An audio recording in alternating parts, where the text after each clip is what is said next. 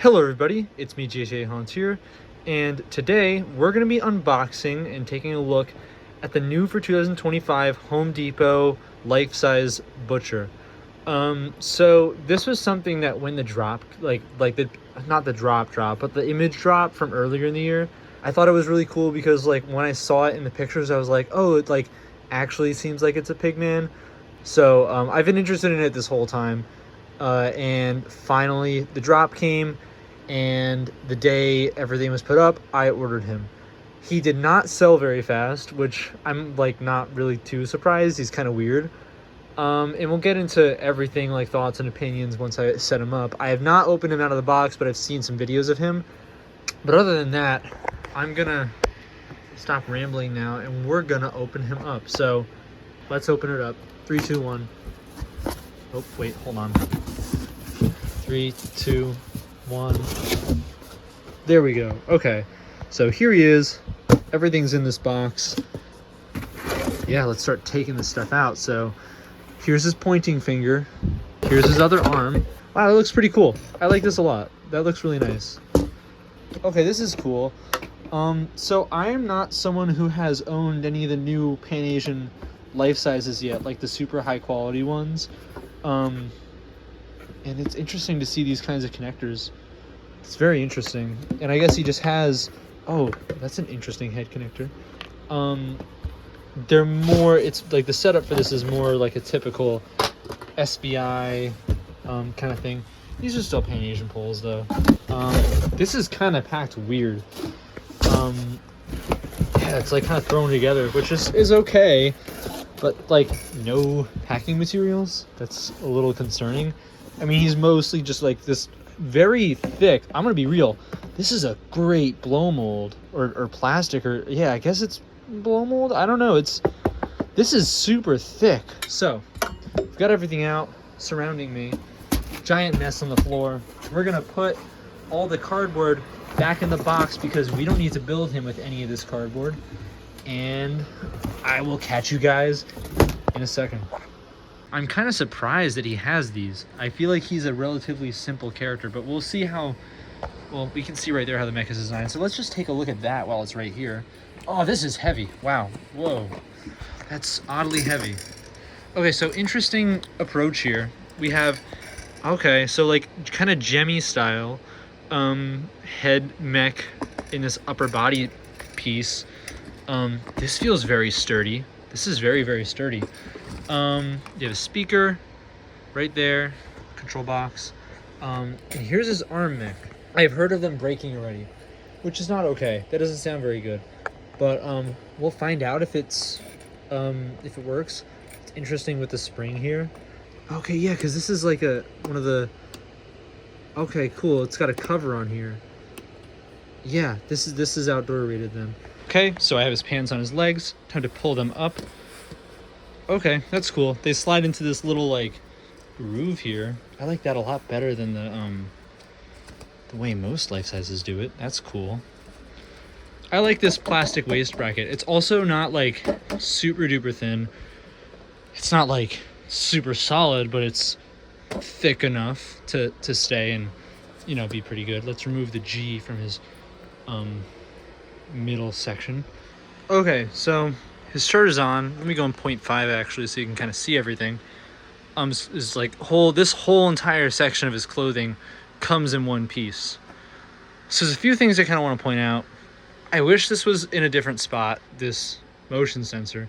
It's okay, like you don't really notice it, but you know, they could have disguised it as a button here. I think that would have made a lot more sense. And the other thing is that, dude, they're just so wrinkled. So wrinkled. I guess I'll have to find a way to try and iron them out. What I also want to do, more importantly, is try and stuff out his chest a little more. Because, I mean, like, it looks okay, kind of, but it just like, folds in like that. And there's not really any structure to guide the fabric. Anyway, also, they come with these interesting tags. Keep off, don't climb or sit. I think it's kind of a cool idea. Also seems a little unnecessary because like if you really wanted to have the sign, you could just make it yourself. Now it's just extra stuff for me to throw in the garbage. All right, so here he is fully assembled. I'm actually recording this the next day because I was just so tired and I didn't feel like filming the rest of it then, but I haven't fully set up. I've played him a few times, so I'm not going to talk about like the animation and any of that yet. I'll play the demo, then I'll go back and talk about that after. But yeah, I just want to show really quick. Here he is, fully set up. So I'm just going to talk about the visuals here.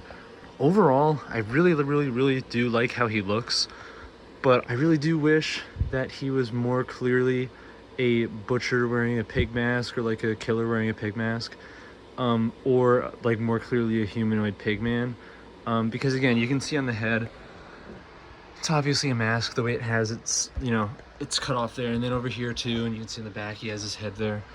Also, I think he totally needs blood. I mean, like, looking at him, he looks good, but it's one of those situations where it's like everything is set up here, but it just needs a little more. And in my opinion, I think it just needs blood, like all over his costume, definitely on the cleaver, some on his face. I also want to go in and repaint these stitches to be like a black, just so that they pop a little more. And also kind of contemplating taking out the pupils. I think it might just make him look more menacing. I do like a little edit. I think it looks really cool. Also, in the meantime, I stuffed up his hat so that it props up properly.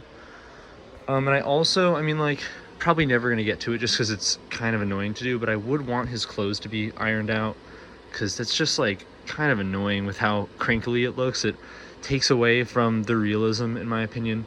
I don't know, there has to be some way to get past that in packaging. I think it really just comes from them just kind of like shoving it in a box so weirdly. His build quality, a little weird. Something I noticed a lot is that he easily swivels at the torso, which is really annoying because you want him to be pointing a certain direction, and if he eventually, as time goes on, he keeps kind of wiggling around, he ends up in this position, then it's just like, okay, now he's facing somewhere totally different. So I'm gonna try and find a way to secure him like this, because that's annoying. Some other things, we have his base here.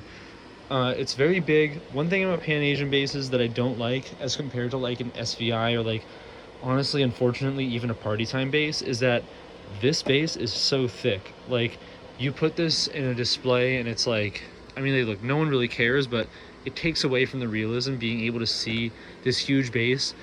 And further, he's like elevated on top of the base, so like his feet aren't really touching the ground, they're touching the top of the base, which is a little annoying. At least like an SVI or Party Time or whatever, some techie bases can, or just really like a typical life-size base, can be hidden with the grass, but this, it's a little bigger, so you have to be a little more strategic if you're really thinking about it that hard. Not everyone does, I do, so that's that. One last thing, his proportions, if I'm being totally honest, are a little too big, in my opinion, for what is supposed to be a human wearing a pig mask. If he was completely a pig monster, I wouldn't really care. But he appears to be ignoring the fact that like the head looks very alive.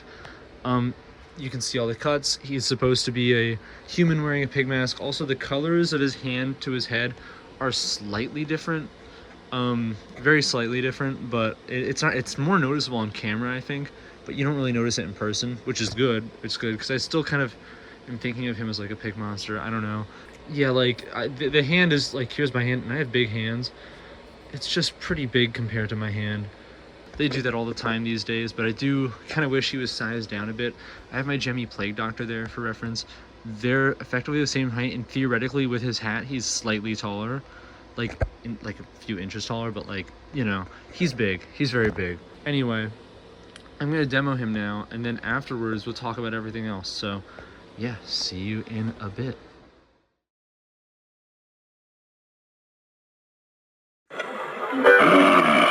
All those years stuffing your face with ham, roast pork and bacon. Now it's my turn to carve a slice off you. Think you can outrun me, huh? The pigs couldn't, and neither will you. Time to see how you taste.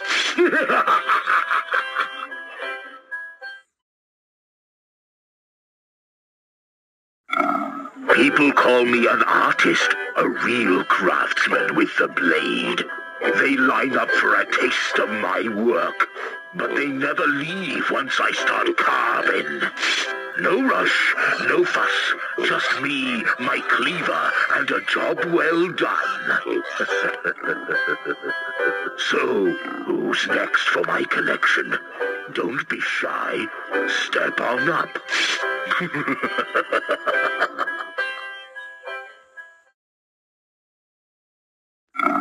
Oh, I've got my own recipe, all right. Tender, juicy cuts.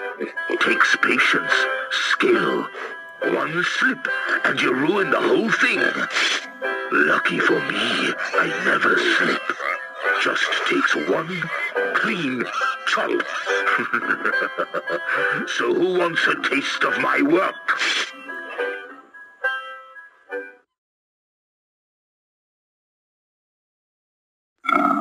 See this cleaver?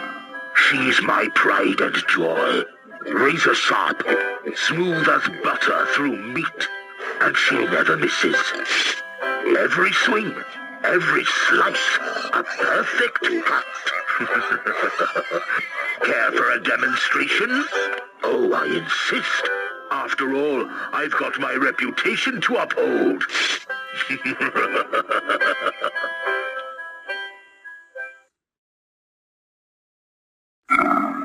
They say my cuts are the finest, each one perfect. But there's an art to it, you know. Each slice, each carve has to be done with care. And when I'm through, there's nothing left but bones. There now, who's next to feel the edge of my blade?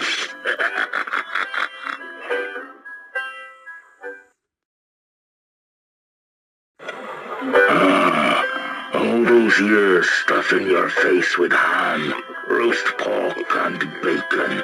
Now it's my turn to carve a slice off you. Think you can outrun me, huh? The pigs couldn't, and neither will you. Time to see how you taste.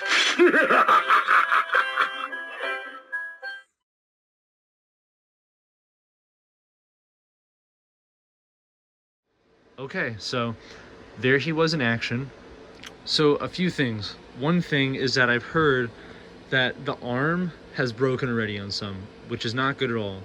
I'm really kind of nervous about that because in the video I'm putting the HD audio over it, but you can actually hear very clearly if you have this, if you turn off the sound, when his arm goes up and then goes back down. When it goes back down, it makes a really loud, kind of gearbox sound, which is, it's just a little concerning. It feels like things are moving too fast for it to handle. And it might be too heavy. The mechanism is a little bit janky looking, but I'm sure it's whatever. But I mean, it's a little bit janky looking, but I'm not going to be freaking out too hard because he's like a $180 Pan-Asian item. I'm not going to flip out knowing that the quality isn't amazing, but he does have a lot of really great quality things, like his head and all his blow mold. The clothing is pretty thick, it's this definitely a weather resistant material, which is really nice. I like his audio a lot. I do like his voice. I think something Pan-Asian does really great these days is having unique voices. All the stuff they do just has such cool voices, and their phrases are usually really cool.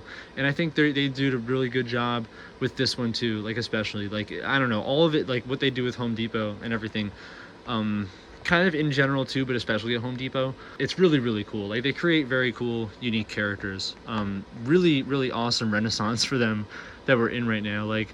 I never would have thought, in the year 2017, when you go to Home Depot and you just see bobblehead butler and bobblehead witch and being oh yeah, in the next several years they'll be making something like this. That's pretty crazy. I didn't show it in the video, but the inside of his control box, it has a green light on it, which is cool when he's turned on. And also his eyes stay constant when he's not activated.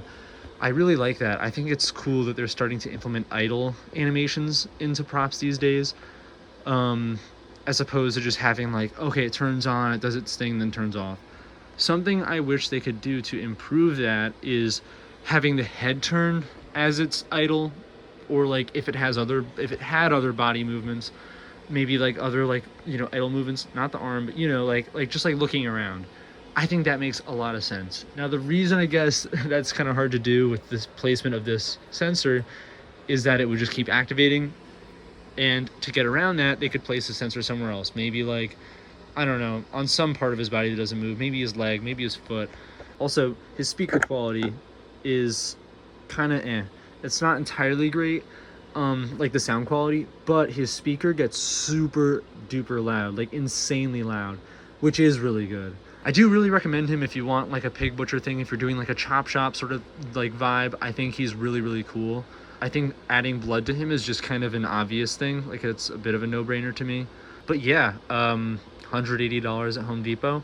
A little bit higher than usual. I kind of expected him to be in like the $100 range, but to be fair, he's a lot more detailed in my opinion than the Scarecrow. He has more stuff going on for him. But yeah, that is all I have to say. That's it, all done. I hope you liked the video. Like and subscribe, share, all of that, and I'll see you in the next one.